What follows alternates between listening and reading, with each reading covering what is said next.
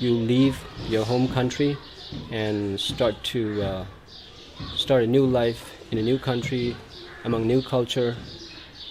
So I would say migration is pretty tough, but with every challenges, I would say there's a greater reward. Mankind has always driven towards this greater reward and therefore has consistently been moving. Today, the reasons and ways of migration are diverse, but all these stories also have similar points. We gathered 5 different migration stories to find out how migration influences people.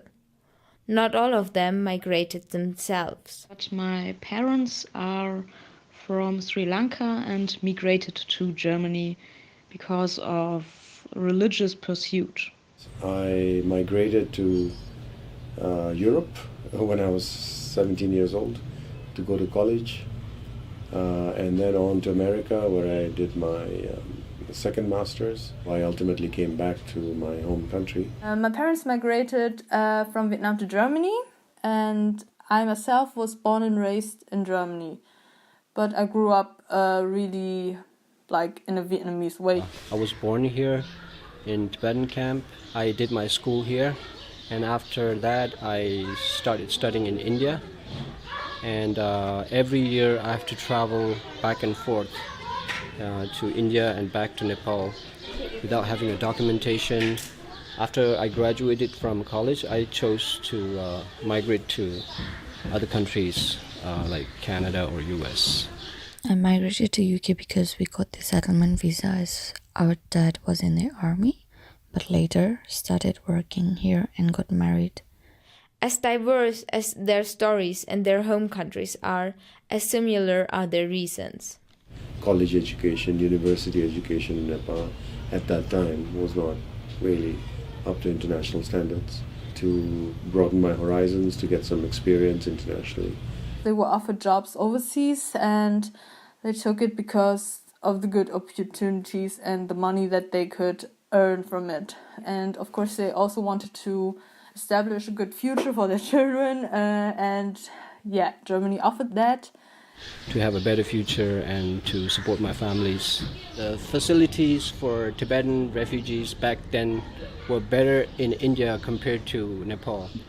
Besides these pull factors, migration can also be forced by push factors with few choice. They were persecuted because of their religion. They were Christians and therefore in a minority and had to leave Sri Lanka because it wasn't secure for them.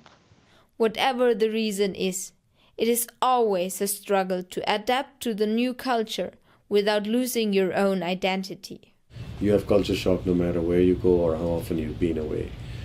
Not just between Nepal and the West, but also between Europe and America.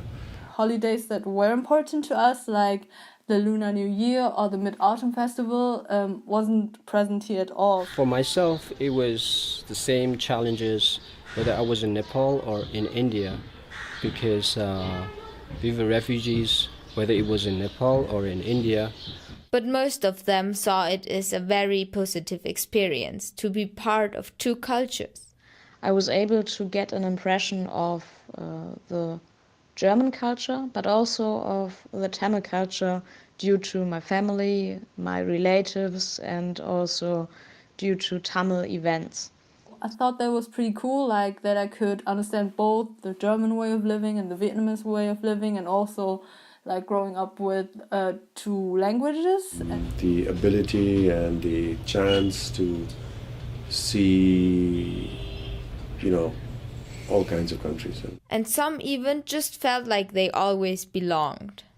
The only difference between me and my friends was that I had another skin color. But others felt left behind. I always knew that I was different from the other children because I was not fully German. There's a lot of moments when I felt lonely, helpless. There was not a bright future. Not knowing how things worked around when we first came here, the feeling of being lost in a new society. Situations which were based on racism predominantly in my childhood. I took it very personal and cried a lot. Migrants often are not only tormented by this society, but also by bureaucracy.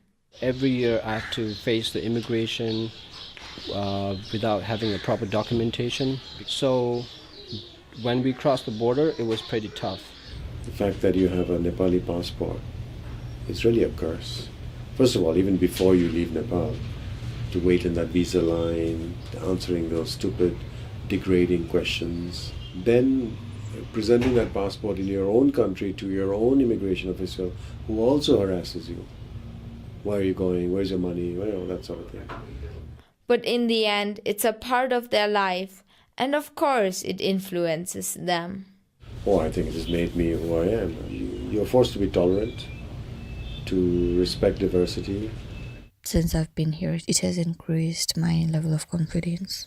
I've started to think more about myself and my family rather than the society. I didn't give up. I stick to my beliefs. I would say it made me stronger. Migration is a challenge, but it is also a chance. It is necessary for some people for them to have a better future and even to be able to survive. As human beings, we're more similar than we are different, no matter what ethnic group or what language you speak. And also the problems are very similar. We could learn things from them, they can learn things from us, and I think the migration is a win-win situation.